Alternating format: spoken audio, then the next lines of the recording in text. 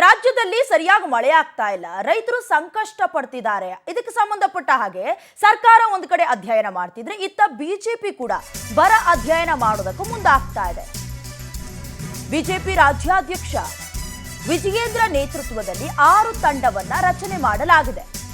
July 31ರೊಳಗೆ ಸಮಗ್ರ ವರದಿ ಸಲ್ಲಿಸಲಿರುವ 6 ತಂಡಗಳು ಬಿತ್ತನೆಯ ಸ್ಥಿತಿ ಹೇಗಿದೆ, ಕುಡಿಯುವ ನೀರಿನ ಅಭಾವ ಹೇಗಿದೆ, ಸಾರ್ವಜನಿಕರು ಹಾಗೆ ಜಾನುವಾರುಗಳ ತೊಂದರೆ, ಇದರ ಜೊತೆಗೆ ಅಣೆಕಟ್ಟು ಅಥವಾ ಕೆರೆ ಕಟ್ಟೆ ನೀರಿನ ಸಂಗ್ರಹ ಯಾವ ಹಂತದಲ್ಲಿದೆ, ಯಾವ ಪರಿಸ್ಥಿತಿಯಲ್ಲಿದೆ, ಈ ಎಲ್ಲದರ ಬಗ್ಗೆ ನೈಜ ಸ್ಥಿತಿಯನ್ನ ಈ ತಂಡಗಳು ವೀಕ್ಷಣೆ ಮಾಡ್ತವೆ.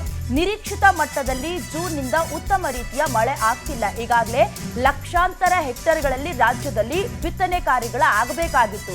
ಕಂಪ್ಯಾರಿಟಿವ್ಲಿ ಇಂದಿನ ವರ್ಷಕ್ಕೆ ಕಂಪೇರ್ ಮಾಡಿದ್ರೆ ಈ ವರ್ಷ ಅಷ್ಟು ಪ್ರಮಾಣದಲ್ಲಿ ಎಲ್ಲೂ ಕೂಡ ಬಿತ್ತನೆ ಕಾರ್ಯಗಳ ಆಗ್ತಾ ಇಲ್ಲ. ಹಾಗಾಗಿ ಬೇರೆ ಜಿಲ್ಲೆಗಳಲ್ಲಿ ಮಳೆ ಆಗ್ತಿದ್ಯಾ, ಜಲಾಶಯ ತುಂಬ್ತಾ ಇದೆಯಾ, ಸದ್ಯ ಕುಡಿಯೋದಕ್ಕೆ ನೀರು ಸಿಕ್ಕಿಬಿಟ್ರೆ ಸಾಕು ಅನ್ನುವಂತ ಪರಿಸ್ಥಿತಿಯಲ್ಲಿ ರೈತರಿದ್ದಾರೆ. ಹಾಗಾಗಿ ಬರಪೀಡಿತ ಜಿಲ್ಲೆಗಳನ್ನಾಗಿ ಘೋಷಣೆ ಮಾಡಿ 50,000 ರೂಪಾಯಿಗಳನ್ನ ಅನೌನ್ಸ್ ಮಾಡಿ ಅನ್ನೋದಾಗಿ ಕೂಡ ಈಗಾಗಲೇ ಹೇಳಿಕೆಯನ್ನ ಕೊಟ್ಟಿದ್ದಾರೆ.